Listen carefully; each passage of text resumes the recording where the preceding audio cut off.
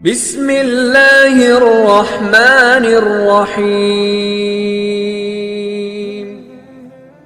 السلام علیکم ورحمۃ اللہ وبرکاتہ۔ سامعین کرام، امید کرتا ہوں اب سب خیریت سے ہوں گے، خوشحال ہوں گے۔ سامعین کرام، ایک رات سلطان محمود غزنوی رحمۃ اللہ علیہ سو رہے تھے کہ یک اس کی آنکھ کھل گئی۔ پھر لاکھ چاہ کے دوبارہ نیند آئے، مگر نیند کوسوں دور نکل چکی تھی۔ بستر پر تڑپتا اور کروٹیں بدلتا رہا۔ جب کس طرح آنکھ نہ لگی تو خدا ترس بادشاہ کو خیال آیا کہ شاید کوئی مظلوم فریاد لایا ہے یا کوئی فقیر بھوکا آیا ہے، اس لیے نیند ختم ہو گئی ہے۔ غلام کو حکم دیا کہ باہر جا کر دیکھو کون ہے۔ غلام نے باہر جا کر دیکھا تو کوئی نہ تھا۔ واپس آ کر کہا، بادشاہ سلامت، کوئی شخص نہیں ہے۔ محمود نے پھر سونے کی کوشش کی، مگر نیند نہ آنی تھی نہ آئی۔ وہی بے چینی اور گھبراہٹ پیدا ہوگی۔ غلاموں کو دوبارہ کہا کہ اچھی طرح دیکھاؤ، کوئی داد خواہ آیا ہے۔ غلام دوڑے ہوئے گئے، ادھر ادھر دیکھا اور واپس آ کر بولے، حضور کوئی نہیں ہے۔ سلطان کو شک ہوا کہ شاید غلام تلاشی کرنے سے جی چراتے ہیں۔ غصہ میں خود کھڑا ہوا اور تلوار ہاتھ میں لیے ہوئے باہر آ گیا۔ وہ تلاش کی مگر کوئی شخص نظر نہ آیا۔ قریب ایک مسجد تھی، اس کے دروازے پر آ کر اندر کی طرف جھانکا تو آہستہ آہستہ کسی کے رونے کی آواز آئی۔ قریب پہنچ کر دیکھا تو ایک شخص فرش پر پڑا ہوا نظر آیا۔ اس کا منہ زمین سے لگا ہوا تھا،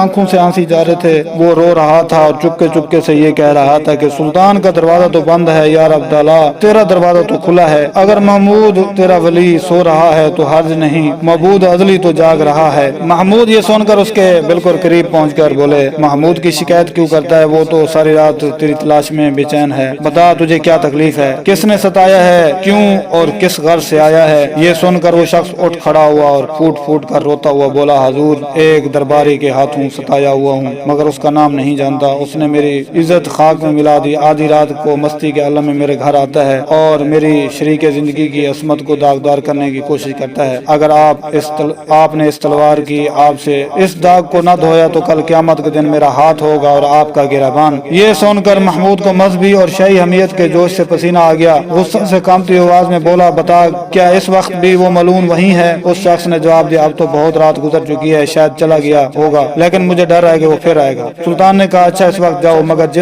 جس وقت وہ آئے تو مجھے اطلاع کر دو۔ اس شخص نے سلطان کو دعا دی اور رخصت ہو کر چلا ہی تھا کہ سلطان نے ٹھہرنے کا حکم دیا اور پہرے داروں سے کہا کہ دیکھو یہ جس وقت بھی آئے، خواہ میں سوتا ہوں جاگتا ہوں، اس کو فوراً پوچھ تک پہنچا دو۔ اتنا کہہ کر محمود اندر آیا۔ وہ شخص اپنے گھر چلا گیا۔ تیسری رات وہ شخص شاہی محل کے سرا کے دروازے پر پہنچا۔ پہرے داروں نے اس کی شکل دیکھتے ہی سلطان کی خدمت میں پہنچا دیا۔ سلطان جاگ رہا تھا، تلوار لے کر اٹھ کھڑا ہوا۔ وہ بولا، چلو رات کو شکار کرنے والی لومڑی تک مجھے لے چلو۔ یہ سن کر وہ شخص آگے ہو لیا، سلطان اس کے پیچھے پیچھے روانہ ہوا۔ گھر پہنچ کر اس شخص نے وہ جگہ بتائی جہاں وہ ظالم شخص خزانہ کا سانپ بنا ہوا سو رہا تھا۔ سلطان نے تلوار کا ایک بھرپور ہاتھ ایسا جمایا کہ تمام فرش پر انصاف کا لالائے زار کھل گیا۔ اس کے بعد سلطان مڑا اور مظلوم صاحب خانہ کو بلا کر فرمایا، اب تو محمود سے خوش ہو۔ یہ کہہ کر محمود نے مصلی منگوایا اور ایک طرف بچھا کر 2 رکعت شکرانہ کی نماز پڑھی۔ پھر اس شخص سے مخاطب ہو کر پوچھا، گھر میں کچھ کھانے کو ہے تو لاؤ۔ اس شخص نے جواب دیا، ایک چیونٹی سلطان کی کیا خاطر کر سکتی ہے، جو کچھ ہے حاضر کرتا ہوں۔ یہ کہہ کر دسترخوان ڈھونڈ کر سوکھی روٹی کے کچھ ٹکڑے لے آیا، سلطان کے سامنے رکھ دیا۔ سلطان نے اس رغبت اور شوق سے یہ ٹکڑے کھائے کہ شاید عمر بھر میں کوئی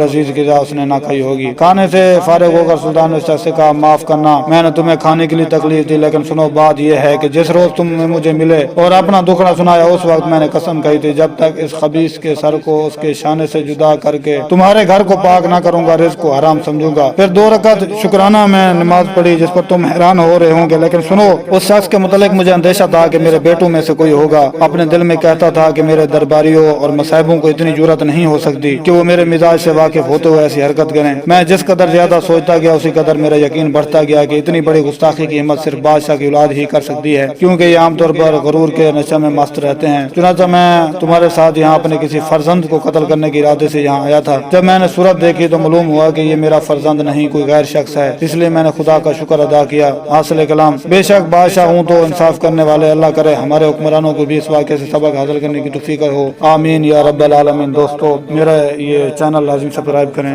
اور بیل آئیکن کا بٹن بھی دبا دیں تاکہ آنے والی ویڈیو آپ تک پہنچتی رہے۔ والسلام۔